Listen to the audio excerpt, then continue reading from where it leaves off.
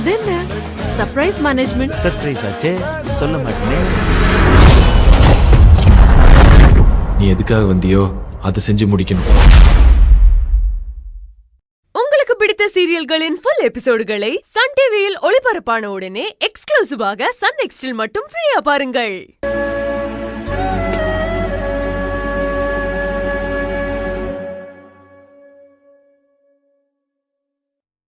ஏமா அஞ்சலி, நீ ஏமா இப்படி சொல் பேச்சு கேட்கவே மாட்டேங்கிற? உட்காருங்க மாப்பிள்ள. எல்லா வேலையும் நாங்க பாத்துக்கிறோம். நீ போய் அவுட் ஹவுஸ்ல ரெஸ்ட் எடுன்னு எத்தனை வாட்டி சொன்னாலும் கேட்கவே மாட்டேங்கிற.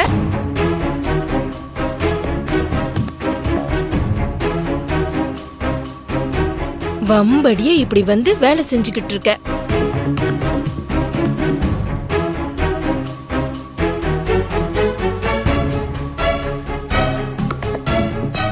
என்ன அஞ்சலி நம்மள பார்த்ததும் வேணும்னே அவாய்ட் பண்ற மாதிரி முகத்தை திருப்பிக்கிறாங்க.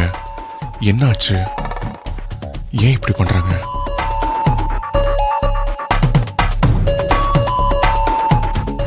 அஞ்சலி, ஏன் இப்படி கை கட்டோட கஷ்டப்பட்டு வேலை பாக்குறீங்க?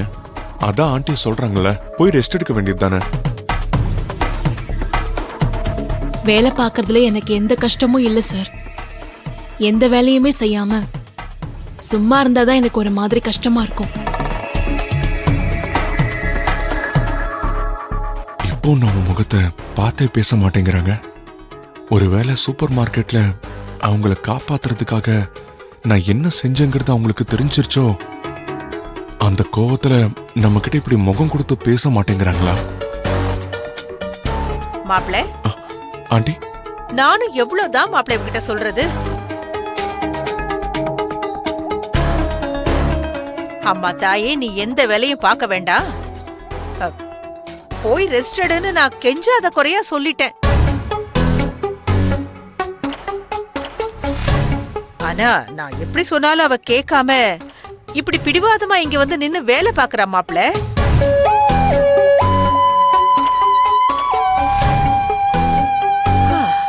இதுக்கு மேல நான் என்ன பண்றதுன்னு எனக்கு ஒண்ணுமே தெரியல.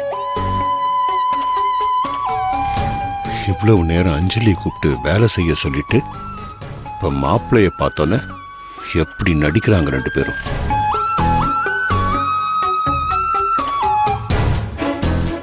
நிச்சயமா நம்ம மேல கோவமா தான் இருக்காங்க. அதான் நம்மள பார்க்காம எங்கேயோ பார்த்துட்டு இருக்காங்க. இன்னைக்கு என்ன ஆனாலும் சரி, நான் செஞ்சது தப்பு தானே சொல்லி அவங்க கிட்ட மன்னிப்பு கேட்டுறணும்.